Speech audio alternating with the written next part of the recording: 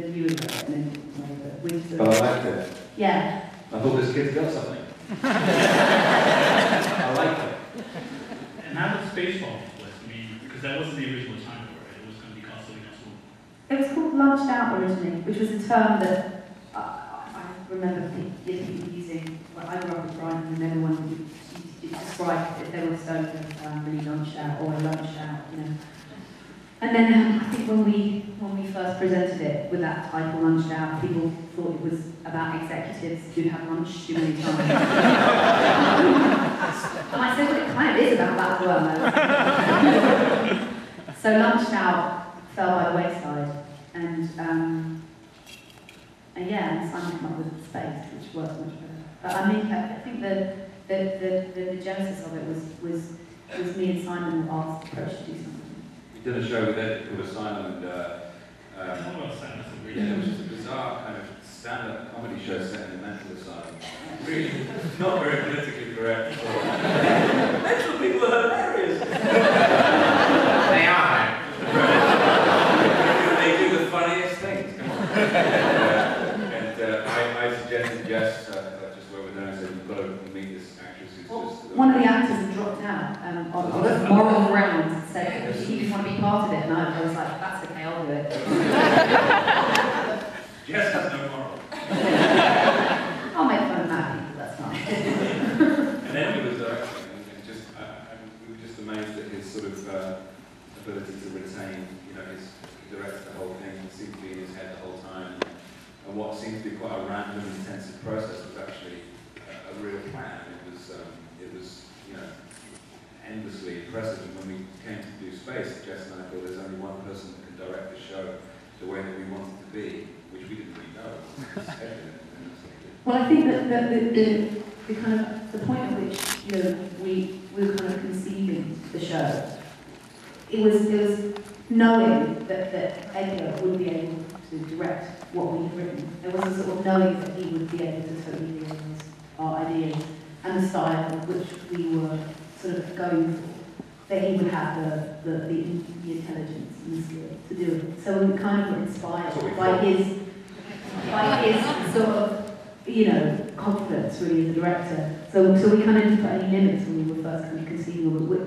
We were sort of in that way that people were just inspired by us. Kind of skill, talent, or just write it as, you know, as ambitiously as we want. How young Edgar looks now at the age of 35, 34. 34. He looked, at that time he looked 3. We had to put our trust in someone who looked 3. When I did Asylum, I was 23, maybe 22, 23, and then Space, I was 24. I used to have a beard to make myself look older, because otherwise people just assume I was the runner. They still assume I was the runner. He just looked like a child with a beard. It's even weirder. But I was very fortunate because I'd done Asylum with Simon and Jess, and in Asylum they had a lot of scenes together, and they would, you know, obviously they'd worked together before, but they were kind of like the duo in that show. And then a producer on Asylum suggested that they write Space. But I was very fortunate to have the scripts, like, to think about. So I'm over a year, you know, like, because usually in TV, you know, a director can be like employed last and can come on like 2 weeks before the shoot. And I didn't know he was like in there from the start because they suggested me, but I got to read the scripts like a year before he actually shot them. And I remember reading at least the first kind of like 4 episodes well before we started doing something.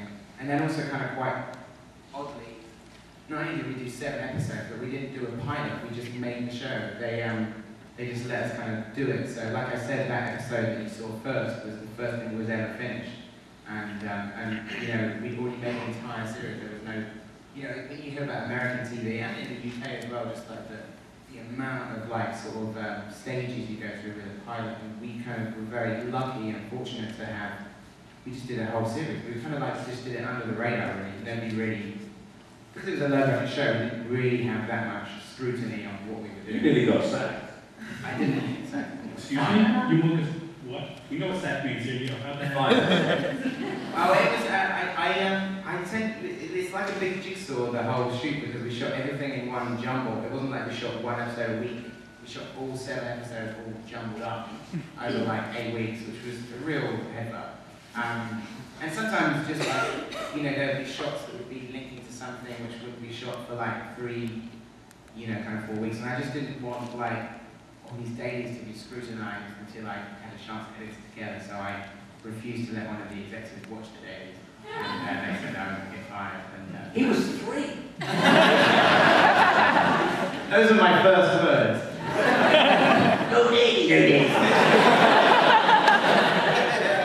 One thing I'm fascinated by, and I want to ask you guys, and ask you as director, where do the flashbacks come from? Because they're so crucial, because not only are they great comedy stuff, but they're really emotional things in the show. I wonder how you guys devised the flashbacks as the design.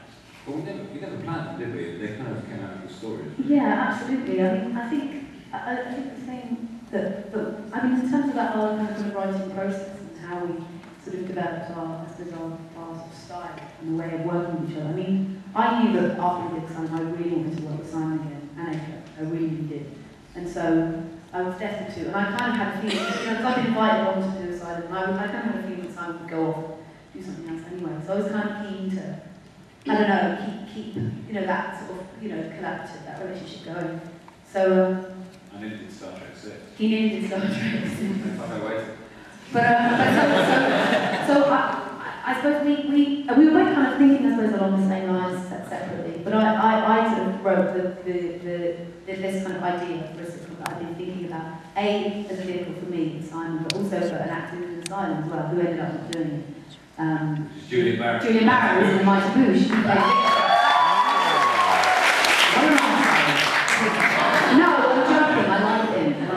But no, but he was originally going to be Brian. He played Victor in Asylum. So I was thinking I want to work with these guys again, you know, it's so much fun. So the idea was to kind of write a sitcom that encompassed everybody in all our sort of skills, so create a sort of sitcom idea in a world that reflected, you know, my experience of living out of home between the ages of 18 to 24, just living in kind of squats and rented houses and shared houses, and that sort of experience, make it heighten, make it reflect my experiences and have sort of, you know, these other characters, and Marsha and Brian and Twist and Tim as part of that world. And I think that at the point at which, you know, me and Simon sort of connected was the point at which I was kind of talking about doing this sort of, I wanted to make an episode that was all going to be like in Friends style, to sort of parody it, sort of homage it, but I hadn't quite, you know, I sort of was, I wanted to elevate it and make it sort of magically real, but I wasn't quite sure in what way that would kind of consolidate itself. I knew I wanted to write the idiosyncratic, sort of original, authentic characters in a world not seen before, but I didn't know how to elevate it in that way. I was kind of grasping for that. And so I sort of showed him to Simon, and he loved it. And he's like, right, so what you want to do is this. And he exactly knew exactly what it was I wanted to do, but I didn't know that was what I wanted to do or how I was going to do it, but he did. Which is what he now tells me, with his great brain and his degree, was the text of bliss. I don't know if anyone knows about the text of bliss, but I'm sure you do, and I'm sure you do. And I actually knew about it about a month ago, but Simon will tell you all about it. I'll tell you about it. The French structuralist literary theorist Roland Barthes thing. No, I was just resting my eyes on fun. Yeah. No, I just wanted to make something that gave the audience a way in, so that it wasn't a closed-off thing. So there was a level of the show that people could enter into and participate. So there'd be things which is the references angle, which is whereby you say something, you don't explain it, and as a viewer you have to go in there and you have to get it yourself. And you feel, and this came back to an experience I had at the age of 12.